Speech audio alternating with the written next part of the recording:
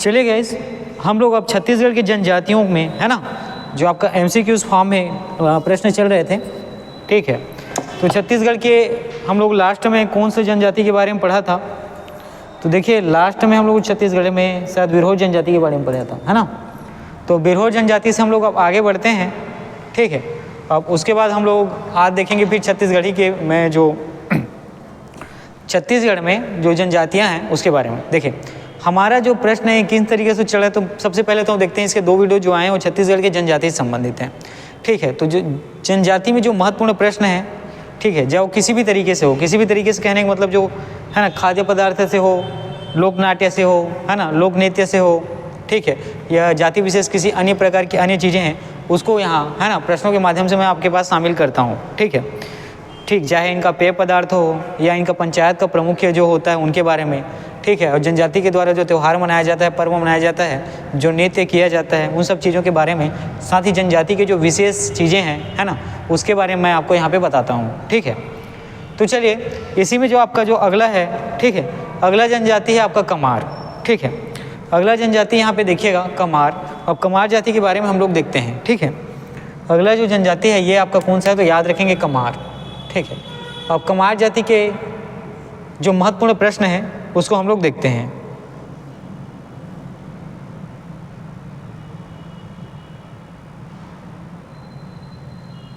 ठीक है, तो सबसे पहले तो कमार जाति के बारे में, इनका निवास स्थान के बारे से संबंधित चीज़ें में प्रश्न देखिएगा, ठीक। तो कमार जनजाति का जो निवास है ये याद रखिएगा गरियाबंद और धमतरी जिले में, ठीक। तो कमार जनजाति का जो निवास स्थान है आप याद रखेंगे गरियाबंद और धमतरी जिले में, ठीक है, धमतरी जिले में, ठीक। ये इनके निवास से संबंधित प्रश्न है। और साथ ही इनके जो महत्वपूर्ण प्रश्न है उसमें आगे बढ़ते हैं और देखेंगे कि इनकी एक पुस्तक है द कमार, ठीक है। इनकी एक पुस्तक का नाम है द कमार और उसके जो लेखक का नाम है याद रखिएगा SC दुबे, ठीक है, डॉक्टर SC दुबे, ठीक है। तो कमार जनजाति की एक प्रसिद्ध पुस्तक है जिसका नाम है द कमार और जो जिनके द्वारा लिखा गया है नाम है डॉक्टर SC दुबे, ठीक है। और ये इनके व्यवसाय देखते हैं कमार जनजाति के। तो कमार जनजाति के व्यवसाय में आपको देखने को मिलेगा, है ना, ये बांस शिल्प निर्माण करते हैं, ठीक, बांस शिल्प कला निर्माण करते हैं। देखिए, बांस शिल्प निर्माण और साथ ही शिकार करना, है ना, शिकार करना तो जनरली सभी जनजातियों में, है ना, व्यवसाय के रूप में ये कार्य करते हैं। तो देखिएगा बांस शिल्प निर्माण जो है कमार जनजाति का क्या है, प्रमुख व्यवसाय है, ठीक है। और साथ ही कमार जनजाति की पहचान के बारे में आप देखिएगा, ये जो है धनुष बाण और कंधे पर कुल्हाड़ी रखते हैं, है ना। कमार जनजाति के बारे में क्या याद रखना है, धनुष बाण व कंधे में क्या रखते हैं, हमेशा कुल्हाड़ी रखते हैं, ठीक है। ये कौन सी जनजाति है, तो याद रखेंगे कमार जनजाति, ठीक। इसी में इनकी विवाह पद्धति देखिए, कमार जनजाति में कौन कौन से तरीके से विवाह होता है। तो विवाह पद्धति में, है ना, उड़रिया ढुकू देखने को मिलता है ना, उड़रिया ढुकू, ये आपको बैगा में भी मिला था, बिरहोर में भी मिला था, ठीक है। इनमें जो नया है ये आपको देखने को मिलेगा गुरावट विवाह, ठीक है। गुरावट विवाह जो है कमार जनजाति में आपको नया देखने को मिलता है, ठीक है। अब देखिए, इनके जनजाति में कुछ विशेष चीज़ों को, है ना, छूना क्या होता है, निषेध होता है। तो कौन सी चीज़ें हैं जिसमें याद रखिएगा घोड़े को छूना निषेध है ना। कमार जनजाति में घोड़े को क्या करना है, छूना, टच करना क्या है, पूरी तरीके से निषेध है।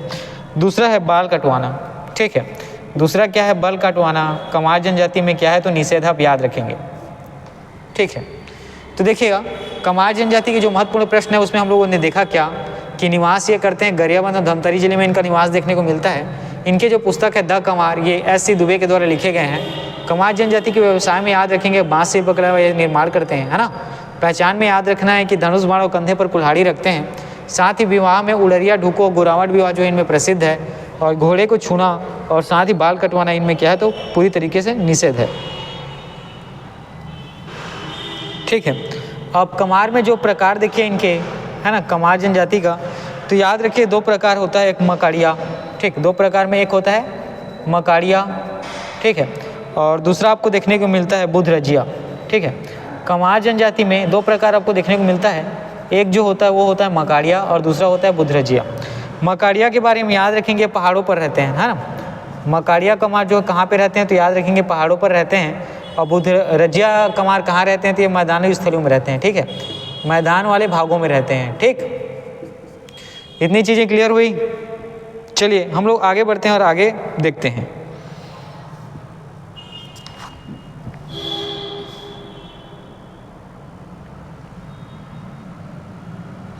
ठीक, अब रिवाज में देखिए, कमार जाति में जो कुछ रिवाजें चलती हैं उसके बारे में देखेंगे। तो यहाँ बैगा, गुनिया और सिरिया, ठीक, बैगा, गुनिया और सिरहा, ठीक है, ये कमार जनजाति के महत्वपूर्ण व्यक्ति हैं, ठीक है। बैगा, गुनिया और सिरहा जो है कमार जनजाति के क्या होते हैं तो महत्वपूर्ण व्यक्ति होते हैं, ठीक है। इसी में अगला आप देखेंगे, ठीक है, एक महत्वपूर्ण विशेष चीज़ इसमें इनके में याद रखना कि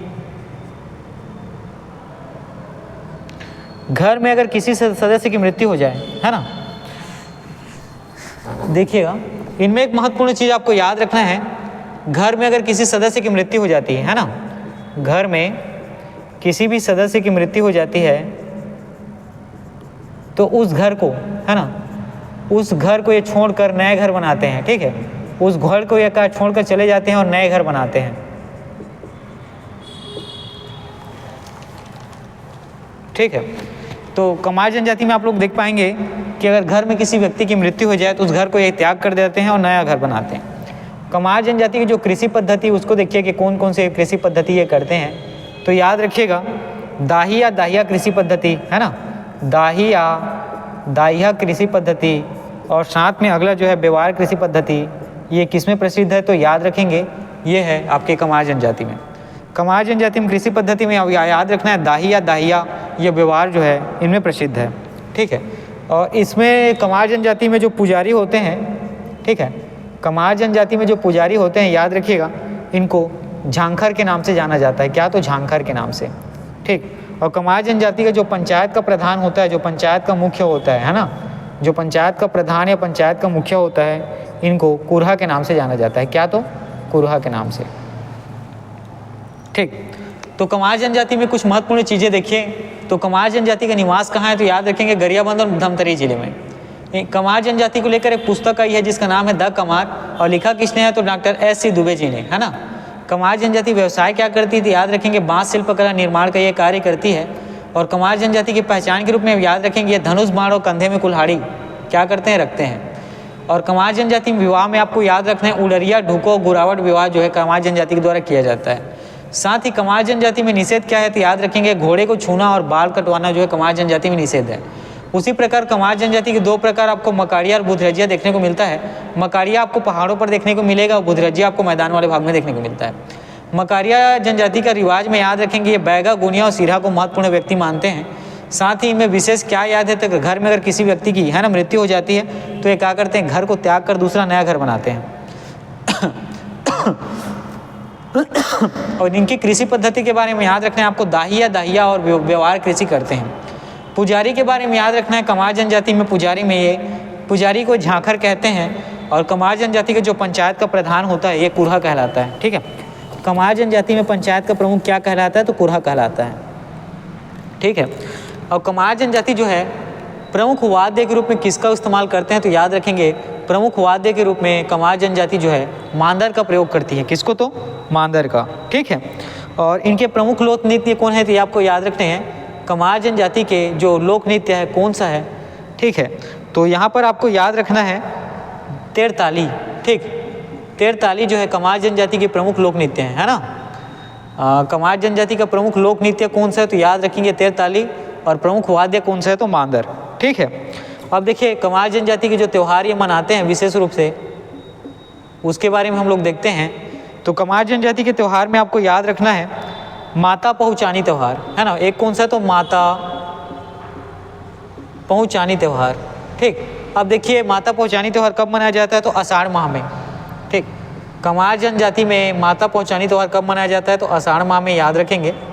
दूसरा इसी में आप लोग याद रखिएगा जात्रा उत्सव, ठीक है।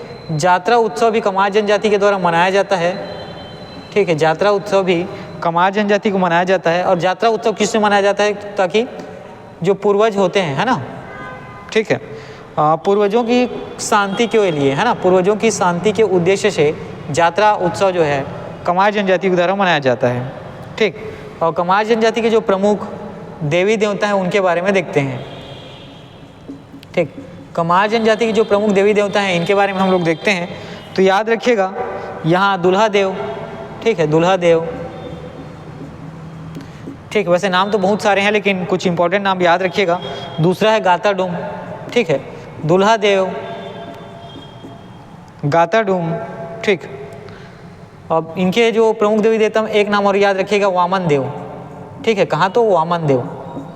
और वामन देव कहाँ स्थापित है? याद रखेंगे, देव डोंगर के, है ना, याद रखिएगा, देव डोंगर के, ठीक, देव डोंगर के वामन डोगरी में इसको क्या किया गया है? स्थापित किया गया है। देव डोंगर के वामन देव में, है ना, वामन देव को क्या किया गया है? स्थापित किया गया है। ठीक, इसी में आपका अगला है कंचन धुरवा, ठीक, इसी में अगला इनके देवी देवता प्रमुख है कंचन धुरवा। तो कंचन धुरवा की जो महत्वपूर्ण बातों में आपको याद रखना है, कमारों के राजा, ठीक है, कमारों के राजा, ठीक, क्या? तो कमारों के राजा जिसे देवता स्थान प्राप्त है। ठीक, कंचन धुरवा ये कमारों के राजा है जिसे देवता स्थान प्राप्त है। याद रखेंगे ना, देवता स्थान क्या है? तो प्राप्त है। ठीक, इसी में अगला आप देखिएगा, हिंगलाज देवी, क्या? तो हिंगलाज देवी, है ना, इनके प्रमुख देवी देवता में आते हैं। और अगला आप इसी में आप देखिएगा, शीतला माता, ठीक, क्या? तो शीतला माता, ये भी कमार जनजाति के प्रमुख देवी देवता के अंतर्गत आते हैं। ठीक है,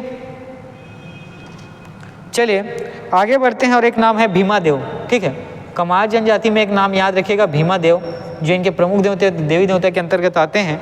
ठीक है, ये सराय वृक्ष के नीचे निवास करते हैं। कौन से? तो सराय वृक्ष के नीचे, ठीक है, ये जो है सराय वृक्ष के नीचे निवास करते हैं। ठीक है, कमार जनजाति में याद रखिएगा। और ठीक, कमार जनजाति में विशेष एक चीज़ और याद रखिएगा, ये लोहे की पूजा करते हैं, है ना, जो लोहा होता है लोहे की क्या करते हैं? पूजा करते हैं। और ऐसी मान्यता है कि लोहे में, है ना, इनकी ऐसी मान्यता है कि लोहे में दुर्गा देवी का निवास होता है। इनकी ऐसी मान्यता है कि लोहे में किसका? तो याद रखेंगे, दुर्गा देवी का निवास होता है ना, दुर्गा देवी का निवास होता है। ठीक, चलिए आगे बढ़ते हैं और देखेंगे इनके जो कुछ आभूषण है ना, प्रमुख रूप से जो जाने जाते हैं उसके बारे में। तो कमार जनजाति के जो प्रमुख आभूषण हैं, ठीक है, उनमें याद रखिएगा, ये गोदना को प्रमुख आभूषण मानते हैं। ठीक, कमार जनजाति जो है गोदना को प्रमुख आभूषण मानते हैं ये।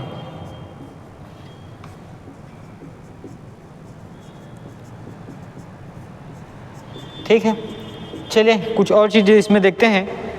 सर्वाधिक गोदना गोदवाने वाली जाति है ना, सर्वाधिक गोदना गोदवाने वाली जनजाति है। ठीक है, देखिए कमार जनजाति के बारे में, है ना, इन चीज़ों को याद रखना है कि इनके प्रमुख वाद्य यंत्र किसका इस्तेमाल करते हैं कमार जनजाति वाले? तो याद रखेंगे मांदर, है ना, इनका प्रमुख वाद्य यंत्र है। लोक नृत्य में कमार जनजाति के बारे में याद रखेंगे, 43 लोक नृत्य करते हैं। कौन? तो 43। और साथ ही कमार जनजाति के जो लोक त्यौहार है ना, तो याद रखेंगे ये माता पहुँचानी त्यौहार मनाते हैं। और ये कब मनाते हैं? तो आषाढ़ माह में। अगला जो है जात्रा उत्सव भी मनाते हैं। और किस लिए मनाते हैं? तो याद रखें, पूर्वजों को शांति के उद्देश्य से। अब कमार जनजाति के जो प्रमुख देवी देवता हैं ये हैं दुल्हा देव, है ना, और गाताडूम याद रखेंगे। साथ ही वामन देव के भी ये बहुत, है ना, क्या करते हैं? पूजा पाठ करते हैं। और वामन देव याद रखेंगे, देव डोंगर के वामन देव में स्थापित किया गया है। कंचन दुर्वा भी इनके प्रमुख देवी देवता के अंतर्गत आता है ना, जिसको कमारों का क्या कहा जाता है? राजा के नाम से जाने जाते हैं। और राजा के, है ना, कमारों के राजा के नाम से जाने जाते हैं। और उनको देव के समान स्थान प्राप्त है, उनको देवता के समान स्थान प्राप्त है। उसके बाद आगे देखिए, हिंगलाज देवी और शीतला माता भी इनके प्रमुख देवी देवता हैं। साथ ही भीमा देव भी इनके प्रमुख देवी देवता हैं। और भीमा देव याद रखेंगे सराय वृक्ष में निवास करते हैं, है ना, भीमा देव के बारे में याद रखना है आपको, सराय वृक्ष में निवास करते हैं। और विशेष देखिएगा कि कमार जो है लोहे की पूजा करते हैं, लोहे में दुर्गा देवी का निवास है, ऐसा ये मानते हैं। साथ ही गोदने को अपना क्या करते हैं, प्रमुख आभूषण मानते हैं। सर्वाधिक गोदना गोदवाने वाली जनजाति कौन सी है, तो याद रखेंगे कमार जनजाति जो है सर्वाधिक गोदना गोदवाने वाली जनजाति है। ठीक है, चलिए अब हम लोग आगे बढ़ेंगे और इसके बाद हम लोग कोरवा जनजाति से संबंधित जो महत्वपूर्ण प्रश्न बनते हैं उसको देखते हैं, है ना। इसके बाद हम लोग आगे बढ़ते हैं और जो कोरवा जनजाति है उससे संबंधित जो महत्वपूर्ण प्रश्न है उसको देखते हैं। ठीक,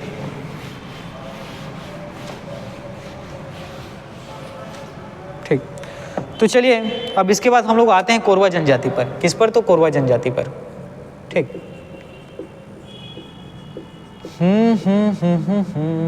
ठीक, तो सबसे पहले तो इनका निवास देखते हैं कोरवा जनजाति का, है ना, कि निवास स्थान कहाँ है। तो कोरवा जनजाति के निवास के बारे में आपको याद रखना है, जसपुर, कोरबा और साथ ही अंबिकापुर, है ना, सरगुजा का अंबिकापुर क्षेत्र। ठीक, तो कोरवा जनजाति में आपको इनका निवास स्थान याद रखना है। ये कहाँ है, तो जसपुर में, कोरबा और सरगुजा क्षेत्र का अंबिकापुर में इनका निवास स्थान आपको देखने को मिलता है। और है ना, अब ये इनका दो प्रकार देखिएगा, कोरवा जनजाति के प्रकार में आपको दो प्रकार देखने को मिलते हैं। कितने, तो दो। ठीक है, दो में आपका पहला जो है ये होता है पहाड़ी कोरवा। ठीक, दो में पहला कौन सा है, तो पहाड़ी कोरवा। तो पहाड़ी कोरवा के बारे में याद रखना है आपको, ये ठीक है, ये पहाड़ों में पेड़ों में मचान बना के रहते हैं। कहाँ रहते हैं, तो पहाड़ों में, है ना, पहाड़ों में पेड़ों में ये जो है मचान बनाकर रहते हैं, है ना, मतलब पहाड़ों में ये रहते हैं, पहाड़ों में पेड़ों में, है ना, पहाड़ों के पेड़ों में। ठीक है, ये क्या करते हैं, घर बनाकर रहते हैं जिसको मचान कहा जाता है। दूसरा है दिहाड़ी कोरवा। ठीक, दूसरा कौन है, तो याद रखेंगे पहाड़ में इनके बारे में दिहाड़ी कोरवा। दिहाड़ी कोरवा के बारे में याद रखेंगे मैदानी भागों में निवास करते हैं। कहाँ, तो मैदानी भागों में क्या करते हैं, तो निवास करते हैं, है ना। चलिए इतनी चीज़ें हुई, अब हम लोग आगे बढ़ते हैं और देखते हैं। ठीक है, तो इसमें याद रखिएगा जो पहाड़ी कोरवा है ना, ये जो पहाड़ी कोरवा है ये विशेष पिछड़ी जनजाति में शामिल है। ठीक, इनका जो एक प्रकार है पहाड़ी कोरवा, ये विशेष जनजाति के अंतर्गत इसको शामिल किया गया है ना। ठीक है, चलिए अब यहाँ से जो महत्वपूर्ण प्रश्न है उसको देखते हैं। देखिए कोरवा जनजाति में जो विवाह पद्धति किस तरीके से चलती है उसके बारे में। तो देखिए ढुकू जो है जनरली सभी जनजाति में विवाह पद्धति एक देखने को मिलता है। इनमें आपको देखने को मिलता है मंगी, है ना, मंगी याद रखिएगा। जो कोरवा जनजाति में जो प्रमुख है विवाह पद्धति में मंगी, ये आपको देखने को मिलता है। ठीक है, और साथ ही कोरवा जनजाति में जो द्रुति विवाह, मतलब जो दूसरा विवाह करना जो है ना, द्रुति विवाह या दूसरा विवाह करना जो है प्रतिष्ठा जन्म माना जाता है। कैसा, तो प्रतिष्ठा जन्म। ठीक है, कोरवा जनजाति में विवाह पद्धति आप देखेंगे तो ढोकू, है ना, ये जनरली सभी जनजातियों में देखने को मिलता है, मंगी। और द्रुति विवाह करना कोरवा जनजाति में याद रखेंगे प्रतिष्ठा जन्य माना जाता है।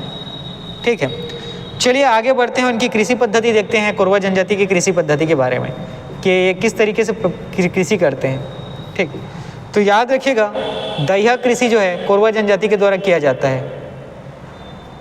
ठीक है, कैसी कृषि, तो दहिया। ठीक है, अब इसमें देखिए इनके प्रकार को देखते हैं। जो पहाड़ी कोरवा है, ठीक है, जो पहाड़ी कोरवा है इनके बारे में आपको याद रखना है, ये स्थानांतरित कृषि करते हैं। ठीक, पहाड़ी कोरवा के बारे में आपको याद रखना है कैसी कृषि करते हैं, तो स्थानांतरित कृषि करते हैं।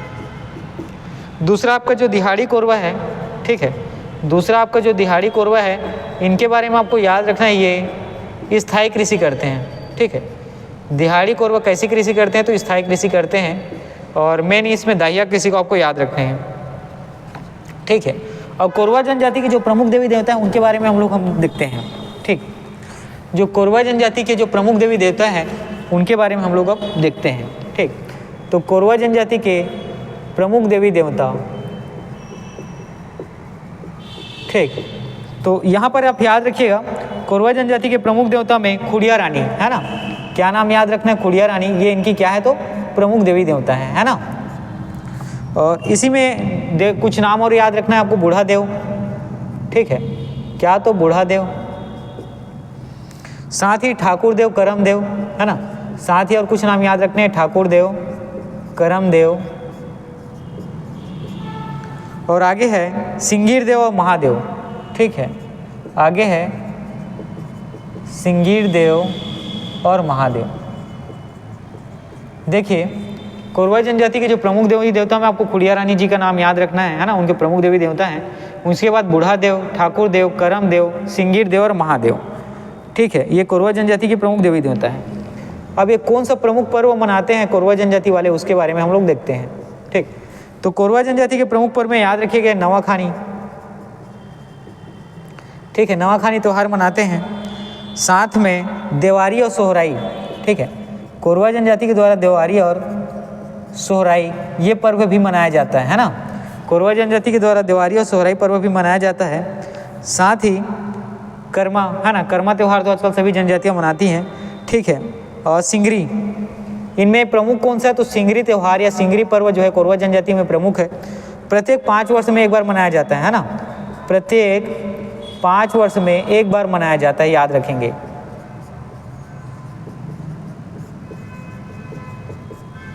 ठीक है, तो कोरवा जनजाति में जो सिंगरी प्रमुख पर्व है इसके बारे में याद रखेंगे।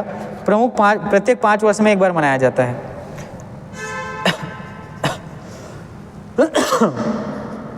और कोरवा जनजाति का जो प्रमुख पेय पदार्थ है ये कौन सा है, तो याद रखेंगे ये है आपका हंडिया। क्या है, तो हंडिया। ठीक है, कोरवा जनजाति कौन से पेय पदार्थ का प्रमुख है इनके इस्तेमाल करती है, तो हंडिया। याद रखेंगे चावल से निर्मित होता है। किससे, तो चावल से बनता है ना, चावल से ये बना होता है। अगला जो है, ठीक, कोरवा जनजाति में प्रसव के लिए जो झोपड़ी निर्मित की जाती है उसको क्या नाम से जाना जाता है। ठीक, कोरवा जनजाति में प्रसव के लिए जो निर्मित झोपड़ी है उसको किस नाम से जाना जाता है, तो याद रखेंगे इसको कुंबा कहते हैं। ठीक है, कोरवा जनजाति में प्रसव के लिए जो झोपड़ी निर्मित की जाती है उसको किस नाम से जाना जाता है, तो याद रखेंगे कुंबा। ठीक है, क्या याद रखना है आपको नाम में, तो कुंबा। ठीक है, चलिए आगे बढ़ते हैं और देखते हैं अगला।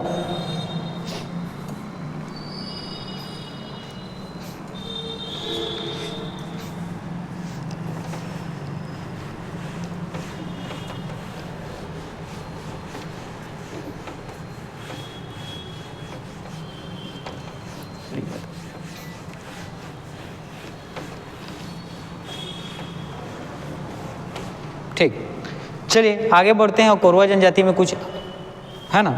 देखिए इनके प्रमुख नृत्य, कोरवा जनजाति में जो प्रमुख नृत्य है ना, ये कौन से हैं इसके बारे में देखते हैं।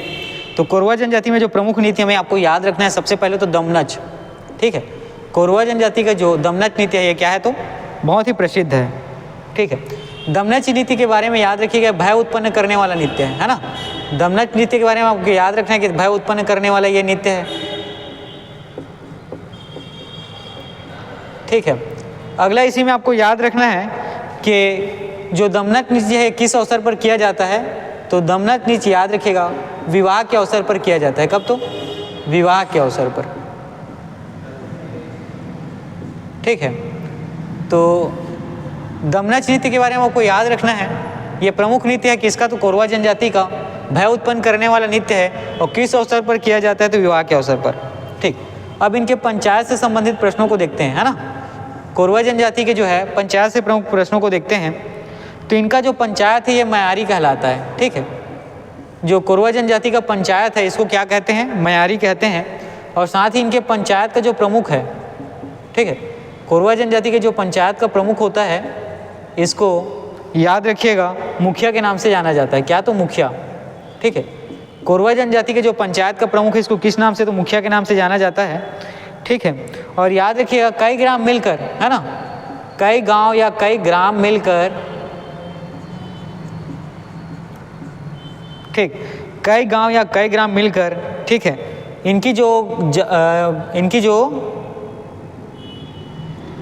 पंचायत बनती है। ठीक है, कई गांवों मिलकर, कई गांवों का है ना क्या होता है, सभा को जोड़कर, है ना, सदस्यों को जोड़कर जो ये पंचायत बनाते हैं, उस पंचायत का जो प्रमुख होता है, ठीक है, उस पंचायत का प्रमुख क्या कहलाता है, टोलादार। ठीक, उस पंचायत का प्रमुख क्या कहलाता है, तो याद रखेंगे टोलादार। ठीक है, अब चलिए जो कोरवा जनजाति में कुछ प्रमुख संस्कार है उसके बारे में हम लोग देखते हैं। ठीक है, तो संस्कार के बारे में आपको याद रखना है क्रियाक्रम के लिए, है ना, जो क्रियाक्रम होता है, क्रियाकर्म के लिए, ठीक है, कोरवा जनजाति में कुमारी भात की परंपरा है, ठीक है। क्या तो कुमारी भात की परंपरा है, ठीक है।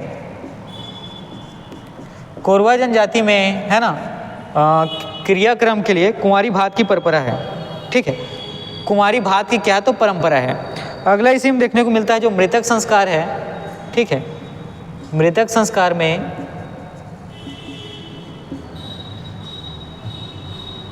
ठीक है नवाधाती व नवाधानी, ठीक है। नवाधाती व नवाधानी ये मृतक संस्कार आपको कोरवा जनजाति में देखने को मिलता है, ठीक। कोरवा जनजाति में कौन से मृतक संस्कार देखने को मिलता है तो याद रखिएगा नवाधाती और नवाधानी, ठीक है। और नवाधाती और नवाधानी क्या कहें, जो मृत्यु के है ना मृत्यु के बाद का जो 10वां दिन है, ठीक है। देखिएगा इसको इस तरीके से समझिए कि मृत्यु, ठीक है। मृत्यु शोक ये क्या करते हैं 10 दिन तक मनाते हैं, है ना 10 दिन तक मनाते हैं, इसी को नवाधाती या नवाधानी कहा जाता है, ठीक। मृत्यु का शोक जो है या 10 दिन तक मनाते हैं, इसी को क्या कहते हैं नवाधाती या नवाधान कहा जाता है, ठीक है। और इनके मृत्यु का जो 10वां दिन है याद रखिएगा, है ना इनके मृत्यु का जो है इस जनजाति में मृत्यु का जो है 10वां दिन है, इसको कुंडा मिलान कहा जाता है। किस नाम से जाना जाता है तो कुंडा मिलान, ठीक। देखिए यहाँ पर आप लोगों ने क्या देखा कि कोरवा जनजाति की जो प्रमुख नृत्य है कौन सा है, दमनच नृत्य। दमनच नृत्य किस प्रकार का नृत्य है तो भय उत्पन्न करने वाला, डराने वाला नृत्य है, ठीक है। और किस अवसर पर किया जाता है तो याद रखेंगे विवाह के अवसर पर यह नृत्य किया जाता है, ठीक। और जो कोरवा जनजाति के पंचायत को क्या किस नाम से जाना जाता है तो याद रखेंगे मयारी के नाम से। और कोरवा जनजाति का जो पंचायत का प्रमुख कौन है तो याद रखेंगे जो मुखिया है ना, पंचायत के प्रमुख को मुखिया कहा जाता है। साथ ही ये आसपास के कई ग्रामों को मिलाकर जो इनका पंचायत बनता है उसका प्रमुख क्या कहलाता है तो याद रखेंगे टोलादार, ठीक है।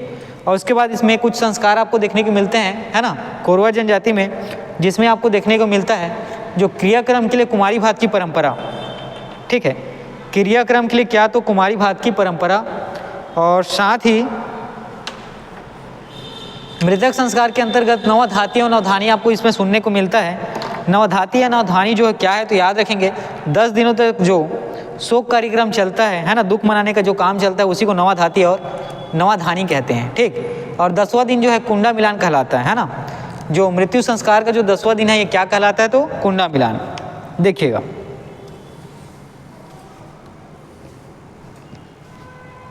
चलिए तो देखिए कोरवा जनजाति के बारे में देखिए यहाँ पे, तो सबसे पहले तो इनका निवास याद रखना है। जसपुर, कोरबा और अंबिकापुर जिले में आसपास में क्या करते हैं निवास करते हैं। अंबिकापुर जिले कहने का मतलब सरगुजा के अंबिकापुर में, है ना।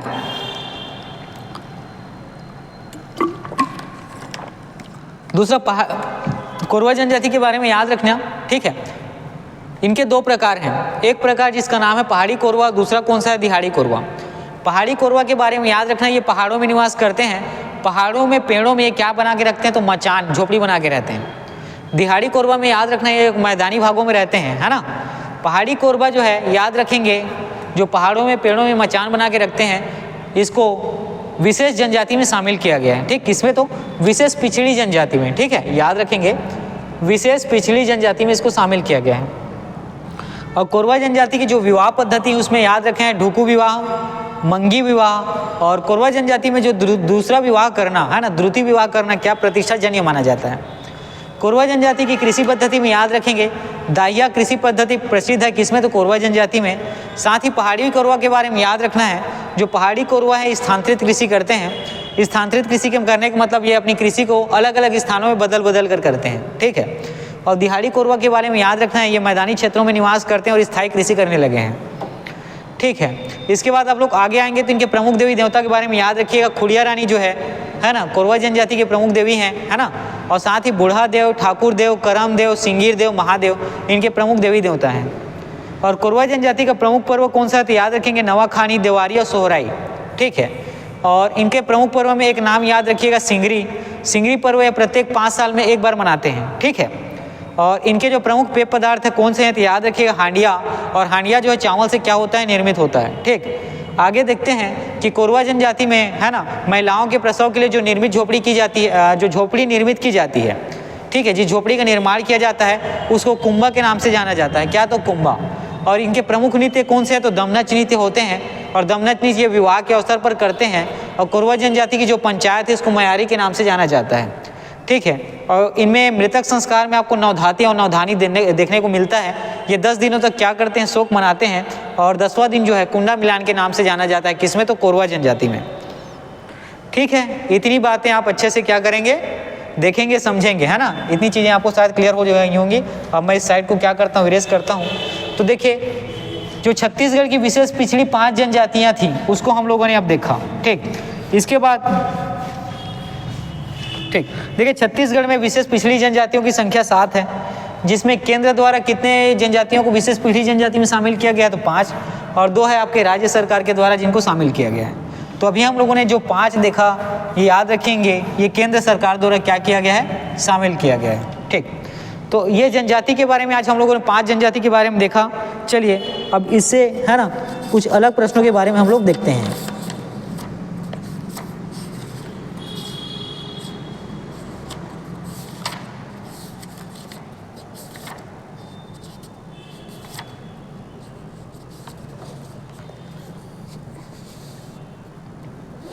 ठीक है, तो चलिए इतनी चीज़ें आपको शायद क्लियर हो गई होंगी, है ना।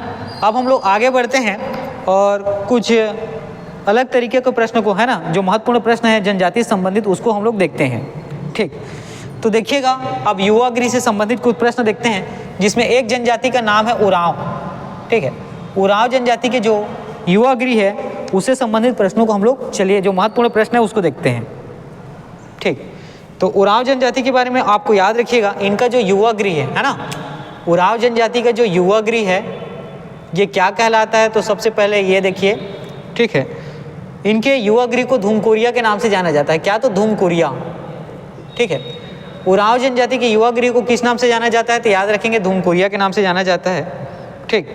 और इसमें जो है, ठीक है, देखिए अब युवा गृह में इसके कुछ सदस्य होते हैं, ठीक, और सदस्यों को वर्गीकरण किस तरीके से किया गया है वो देखिए। तो देखिए जो धूमकुरिया में 13 वर्ष से कम उम्र के सदस्य हैं, है ना, 13 वर्ष से कम उम्र के सदस्य हैं, इसको याद रखिएगा पूना जोरावर के नाम से जाना जाता है। क्या, तो पूना जोरवार के नाम से जाना जाता है, ठीक है।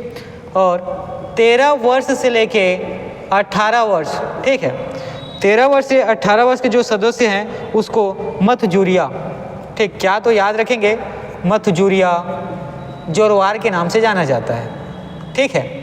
चलिए आगे बढ़ते हैं और देखेंगे इसमें जो 18 वर्ष से, है ना, 18 वर्ष से अधिक के जो पुरुष सदस्य हैं, 18 वर्ष से अधिक के जो पुरुष सदस्य हैं उसको धांगर के नाम से जाना जाता है, याद रखेंगे धांगर के नाम से, ठीक है। और याद रखिएगा 18 वर्ष से जो अधिक के, ठीक है, जो महिला सदस्य हैं उसको धांगरीन के नाम से जाना जाता है। क्या, तो धांगरीन, ठीक है।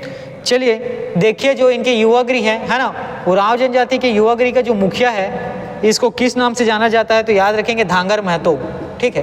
क्या, तो धांगर महतो, ठीक। इसमें आगे बढ़ते हैं और देखते हैं आपका जो, ठीक। तो देखिए उरांव जनजाति की युवा गृह में इतनी चीज़ों को आपको याद रखना है। युवा गृह को किस नाम से जाना जाता है, तो धूमकुरिया, ठीक है। 13 वर्ष से कम उम्र की अगर इसमें सदस्य है तो उसको पूना जोरावर के नाम से जाना जाता है। 13 से 18 वर्ष के बीच के कोई सदस्य है उसको मधजुरिया जोरवार के नाम से जाना जाता है। 18 वर्ष से अधिक के जो पुरुष सदस्य है उसको धांगर कहते हैं, और 18 वर्ष से कम की जो महिला सदस्य है उसको धांगरीन कहा जाता है। साथ ही मुखिया जो है ना, उरांव के जो युवा गृह का मुखिया है उनको धांगर महतो के नाम से जाना जाता है। किस नाम से, तो धांगर महतो के नाम से। ये पूरी बातें किसके बारे में हो गई, तो ये उरांव जनजाति के बारे में, ठीक। अब जो आपका अगला है वो मुरिया, मुड़िया, है ना, अगला जो है मुरिया, ठीक, जिसको हम लोग मुड़िया भी कहते हैं, और गोंड। अब इनके बारे में देखते हैं, ठीक है ना। गोंड जनजाति से ही संबंधित है मुरिया और मुड़िया। अब इस जनजाति के जो युवा गृह उसके बारे में देखते हैं। तो मुरिया या मुड़िया का जो युवा गृह है ये क्या कहलाता है, तो याद रखेंगे घोटुल, ठीक है। क्या कहलाता है, तो घोटुल, ठीक है। अब इसका जो शाब्दिक अर्थ होता है, ठीक है, घोटुल का जो शब्द अर्थ होता है इसके बारे में हम लोग देखते हैं। तो याद रखिएगा ये जो है गुंगा स्थल अर्थात विद्या स्थल कहलाता है। ठीक है, ये जो है घोटुल जो है ये गुंगा है ना, गुंगा स्थल या विद्या स्थल कहलाता है। वर्तमान में विद्या स्थल कौन कौन से हैं तो याद रखेंगे, स्कूल कॉलेज विश्वविद्यालय क्या है तो विद्या स्थल हैं। ठीक है, और जो मुरिया है, मुरिया अपनी उत्पत्ति किससे बताते हैं तो याद रखिएगा, ये जो है अपनी उत्पत्ति लिंगोपेन से मानते हैं, है ना, किससे तो लिंगोपेन से। ठीक है, लिंगोपेन से संबंधित चीज़ें आपको हमारे जो पीएससी के थ्योरी वाले क्लासेस है उसमें आपको देखने को मिलेगा। थ्योरी वाले क्लासेस में है ना, इससे संबंधित जितने भी महत्वपूर्ण चीज़ें हैं मेरे द्वारा आपको बता दिया गया है। ठीक, और देखिए इनके प्रमुख देवता कौन हैं तो याद रखिएगा लिंगो या लिंगोपेन। ठीक, लिंगो या लिंगोपेन को ये अपने प्रमुख देवता मानते हैं। ठीक है, अब देखिए जो मुरिया या मुरिया है इसके जो पुरुष सदस्य को क्या कहा जाता है तो इसके पुरुष सदस्य को याद रखिएगा चेलिक के नाम से जाना जाता है। ठीक, चेलिक सदस्य पुरुष को क्या तो चेलिक के नाम से जाना जाता है। जो महिला सदस्य है, ठीक है, जो महिला सदस्य है इसको याद रखेंगे मोटियारिन के नाम से जाना जाता है। क्या तो मोटियारिन के नाम से जाना जाता है। ठीक, चलिए आगे बढ़ते हैं और कुछ अन्य महत्वपूर्ण प्रश्नों को देखते हैं। ठीक है, और देखिए इनके जो पुरुष सदस्य हैं, है ना, जो पुरुष सदस्य हैं इसके प्रमुख को क्या कहा जाता है तो आपको याद रखना है जो मुरिया या मुरिया जनजाति के जो पुरुष सदस्य के प्रमुख को सिरेदार कहा जाता है। क्या तो सिरेदार। साथ ही इस जनजाति के जो महिला सदस्य का प्रमुख होता है, ठीक है, उसको किस नाम से जाना जाता है तो याद रखेंगे उनको बेलोसा के नाम से जाना जाता है। क्या तो बेलोसा। ठीक है, चलिए आगे बढ़ते हैं और देखेंगे इनका जो प्रमुख वाद्य यंत्र कौन सा होता है। ठीक है, प्रमुख वाद्य यंत्र में याद रखेंगे मांदर जो है ना, इनका प्रमुख वाद्य यंत्र होता है। ठीक, और साथ ही इनके जो प्रमुख नृत्य हैं ये देखिएगा तो नृत्य में आपको याद रखना है मांदरी। ये कौन से नृत्य करते हैं, युवाग्रीव वाले मांदरी नृत्य।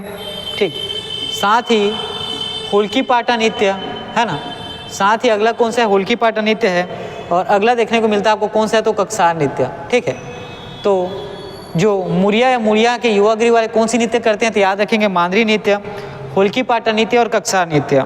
ठीक है, अब देखिए अब ये जो इनके युवागृह में प्रवेश कैसे होता है तो याद रखिएगा वर्ष में एक बार प्रवेश होता है। ठीक है, स्कूल कॉलेज की तरह वर्ष में एक बार ही प्रवेश आपको मिलता है। ठीक, वर्ष में एक बार ही यहाँ पे आपको प्रवेश मिलता है। ठीक, अब इसमें कुछ चीज़ें जो बिल्कुल मनाही है, जो निषेध है वो देखेंगे। तो विवाहित जोड़ों का प्रवेश यहाँ क्या है तो बिल्कुल ही निषेध है ना। जो शादीशुदा जोड़े या विवाहित जोड़ों का प्रवेश जो है यहाँ इस युवागृह में क्या है तो निषेध है। ठीक है, साथ ही इनके जो विशेष पर्व हैं उसके बारे में हम लोग देखते हैं, है ना। युवागृह में जो विशेष पर्व मनाया जाता है उसके बारे में आप लोग देखेंगे तो यहाँ आपको देखने को मिलता है नन्ना नारे। ठीक है, नाम याद रखिएगा, नन्ना नारे दाना पंडुम। ठीक, नन्ना नारे दाना पंडुम, ये आपको विशेष पर्व देखने को मिलता है। कहाँ तो मुरिया के जो युवागृह घोटुल है वहाँ पे। ठीक है, और कौन से माह में मनाया जाता है तो याद रखेंगे अक्टूबर माह में। ठीक है, कौन से माह में मनाया जाता है तो आपको याद रखना है अक्टूबर माह में। ठीक है, अब देखिए इसके है ना कुछ महत्वपूर्ण पुस्तक हैं उससे संबंधित प्रश्नों को। तो पुस्तक में याद रखिएगा मुरिया एंड देयर घोटुल। ठीक है, मुरिया एंड देयर घोटुल। ठीक है, तो पुस्तक में याद रखना है इनसे संबंधित पुस्तक कौन सा है तो मुरिया एंड देयर घोटुल। लिखा किसने है तो याद रखिएगा वेरियर एल्विन। ठीक है, लिखा किसने है, लेखक का नाम क्या है तो याद रखेंगे वेरियर एल्विन। ठीक है, और इसका प्रकाशन कब हुआ था तो साल जो है इम्पॉर्टेंट है ना। इसका प्रकाशन कब हुआ था तो साल बहुत इंपॉर्टेंट इसलिए बता देता हूँ 1947। ठीक है, कब तो 1947 में। चलिए देखिए, है ना, तो सबसे पहले हम लोगों ने उरांव जनजाति को देखा। ठीक, तो उरांव जनजाति के बारे में आपको याद रखना है इनका जो युवागृह है धूमकुरिया कहलाता है। क्या तो धूमकुरिया। ठीक, और इसमें युवागृह में सदस्य होते हैं तो 13 साल के कम जो उम्र के सदस्य होते हैं उनको पुनः जोरवार कहा जाता है। 13 से 18 साल के जो सदस्य हैं उनको मध्यजुरिया जोरवार के नाम से जाना जाता है। 18 साल से अधिक उम्र के जो पुरुष सदस्य हैं उसको धांगर कहा जाता है। और 18 साल से कम उम्र की जो महिला सदस्य हैं उसको धांगरीन के नाम से जाना जाता है। और इस युवा गृह के जो मुखिया हैं उनको क्या कहा जाता है, तो धांगर महतो। ठीक है, अगला है आपका मुरिया, मुड़िया या गोंड, है ना। मुरिया, मुड़िया दोनों क्या है, गोंड जनजाति से संबंधित हैं। और इनके युवा गृह को क्या कहा जाता है, तो याद रखेंगे घोटुल, जिसका शाब्दिक अर्थ है गंगा स्थल या विद्या स्थल, है ना। वर्तमान में विद्या स्थल में आपको जैसे ही मैं पूछूंगा आपको याद होना चाहिए कि स्कूल और कॉलेज विश्वविद्यालय, है ना। इनकी उत्पत्ति कहाँ से मानते हैं, तो याद रखेंगे लिंगोपेन से। लिंगोपेन से एक बड़ी वीडियो, है ना, बड़ी क्लास मेरे द्वारा लिया गया है, तो आप थ्योरी वाले क्लास में उसको देख सकते हैं। ठीक है, और ये अपने प्रमुख देवता किसको मानते हैं, तो याद रखेंगे लिंगो को, लिंगोपेन के, है ना। और इसके जो पुरुष सदस्य होते हैं उसको चेलिक के नाम से जाना जाता है। ठीक, पुरुष सदस्य को क्या, तो चेलिक, और जो महिला सदस्य है उसको मोटियारिन, है ना। जो पुरुष सदस्य है उसको चेलिक और महिला सदस्य उसको मोटियारिन कहा जाता है। अगला देखिएगा, जो पुरुष सदस्य के प्रमुख है ये क्या कहलाते हैं, सिरेदार कहलाते हैं। और जो महिला सदस्य के प्रमुख है इनको बेलोसा कहा जाता है। ठीक है, और कौन से प्रमुख वाद्य यंत्र का उपयोग करते हैं, तो याद रखेंगे मांदर। और कौन से नृत्य का प्रयोग करते हैं, तो याद रखिएगा कौन सा नृत्य का प्रयोग नहीं, कौन से नृत्य इनमें प्रचलित है ना। कौन से नृत्य इनमें प्रचलित है, तो याद रखेंगे मांदरी, हुल्की पाटा और कक्सार। और ये नृत्य कहाँ करते हैं, तो याद रखेंगे इनके युवा गृह में। ठीक है, और इनको युवा गृह में प्रवेश कैसे मिलता है, तो याद रखेंगे वर्ष में एक बार, है ना। और क्या चीज़ जो युवा गृह में बिल्कुल निषेध है, तो याद रखेंगे विवाहित जोड़े का प्रवेश यहाँ पे पूरी तरीके से निषेध है। और विशेष पर्व कौन सा मनाया जाता है, तो याद रखेंगे नाना नारे, दाना पंडुम। और कौन से माह में, तो अक्टूबर माह में। इनका जो प्रमुख पुस्तक है मुरिया इंदर घोटुल, ये लिखा किसने है, तो याद रखेंगे वेरिया रेलवे ने। और इसका प्रकाशन कब हुआ था, तो याद रखिएगा डेट आप 1947। ठीक है, इसका प्रकाशन कब हुआ था, तो डेट याद रखना है आपको 1947। ठीक है, चलिए मैं आज का क्लास यहीं तक रखता हूँ। इसके बाद आने वाली जो चीज़ें हैं वो आपके आने वाले क्लास में मिलेंगी। ठीक है।